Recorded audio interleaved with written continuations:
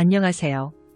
경제적, 육체적 어려움으로 힘든 분들에게 정확한 정보를 제공하여 희망적인 결과를 만들어드리는 산재 가이드입니다. 아파트 경비원은 입주민의 안전과 편의를 위해 매일 성실하게 근무하는 중요한 직군입니다. 하지만 이들의 근무 환경은 종종 열악하며 과로와 스트레스가 누적되는 경우가 많습니다. 특히 장시간 근무와 불규칙한 근무 패턴, 휴식 시간 부족 등으로 인해 건강 문제가 발생할 가능성이 높습니다. 그 중에서도 뇌출혈과 같은 심각한 질환은 과중한 업무로 인해 발생할 수 있는 대표적인 사례입니다. 아파트 경비원들은 일반적으로 24시간 격일 근무를 하거나 장시간 야간 근무를 하는 경우가 많습니다. 이에 따라 수면 부족과 만성 피로가 누적되며 이로 인해 심혈관 질환이나 뇌혈관 질환의 위험이 높아집니다.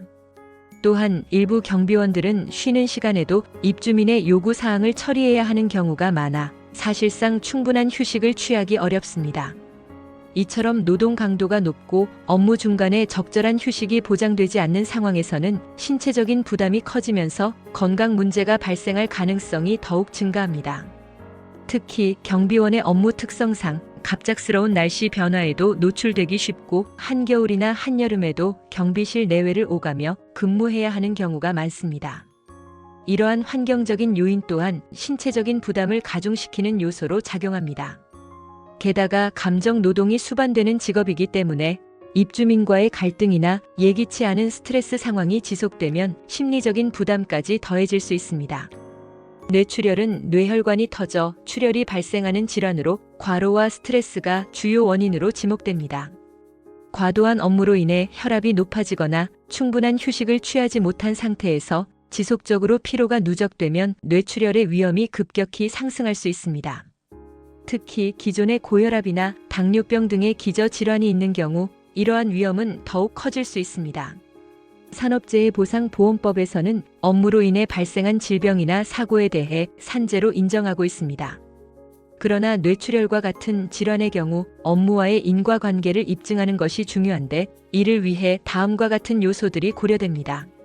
첫 번째는 업무의 연관성으로 근무 환경이 과중한 스트레스와 피로를 유발했는지 여부입니다. 두 번째는 근무 시간과 업무 강도로 장시간 노동이나 야간 근무 여부입니다. 세 번째는 질병의 진행 과정으로 업무 중 또는 근무 직후 질병이 발생했는지 여부입니다. 네 번째는 기저질환 여부로 기존 건강 상태와 업무 부담 간의 연관성입니다. 이러한 요소들을 종합적으로 고려하여 업무상 재해로 인정되면 근로자는 요양급여, 휴업급여, 장애급여 등을 받을 수 있습니다. 하지만 과로로 인한 뇌출혈이 업무상 재해로 인정받기 위해서는 의료기록, 근무기록, 동료들의 진술 등이 중요한 증거로 작용할 수 있습니다. 이제 아파트 경비원이 과로로 인하여 경비실 내부에서 뇌출혈로 쓰러지셨는데 산재로 승인받은 사례에 대해 소개하려고 합니다. 재해자는 아파트 경비실에서 경비 업무를 수행하던 근로자였습니다. 2교대 근무를 수행하면서 오전에 출근해서 경비실에서 업무를 하던 중 뇌출혈로 쓰러지셔서 응급실로 긴급 이송되셨습니다. 사건의 쟁점은 크게 경비원의 수면 시간을 업무 시간으로 산입할 수 있는지, 교대제 근무가 인정되는지, 정신적 긴장이 큰 업무를 수행했는지였습니다. 재해자의 근로계약서에 따르면 24시부터 다음날 4시까지 4시간이 수면 시간으로 정해져 있었으나 실제로는 오전 1시부터 오후 5시까지 경비실 내부에 간이 침대를 펴고 수면을 취했습니다.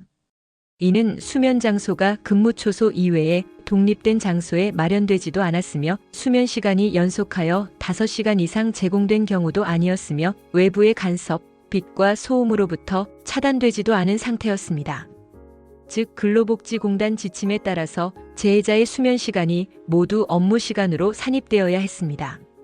내용을 동료 근로자 및 사업주 진술 녹취록으로 확보하여 산정한 재해자의 업무 시간은 무려 일주 평균 84시간에 달할 정도로 심각한 과로에 노출되었습니다. 재해자는 근로계약서에 따라 야간 근무가 포함된 2교대 근무를 수행하고 있었기 때문에 교대제 근무 수행에 대한 쟁점은 크지 않았습니다.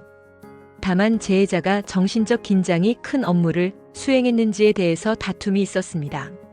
재해자는 정신적 긴장을 동반하는 업무의 평가 기준에 따라 항상 자기 또는 타인의 생명, 재산이 위협받을 위험성이 있는 업무에 해당하였으며 인명과 사람의 일생을 좌우할 수 있는 중대한 판단이나 처리가 요구되는 업무에 해당한다고 주장하였습니다. 쟁점들을 모두 포섭하여 관련 증빙 자료들을 첨부하여 의견서 형태로 근로복지공단에 제출했고 사실관계 확인을 거친 이후 관할 업무상 질병판정위원회에 심의 의뢰되었습니다. 업무상 질병판정위원회에 참석하여 재해자의 만성적인 과로, 업무부담 가중 요인 등에 대해서 위원들에게 충분하게 설명하였고 마침내 재해자의 뇌출혈 상병이 산재로 승인되었습니다.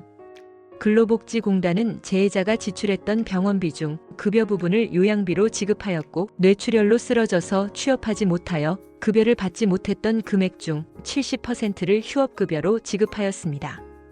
현재는 의식은 회복하셨으나 취업하지 못하셔서 매달 휴업급여를 수령하고 계십니다. 산재 가이드는 법률적으로 문제가 될 수 있는 부분에 관해 상세히 설명을 드리고 해결책을 제시하는 길잡이를 해드립니다. 항상 노력하는 자세로 의뢰인의 이익을 최우선하는 모습을 보여드리겠습니다.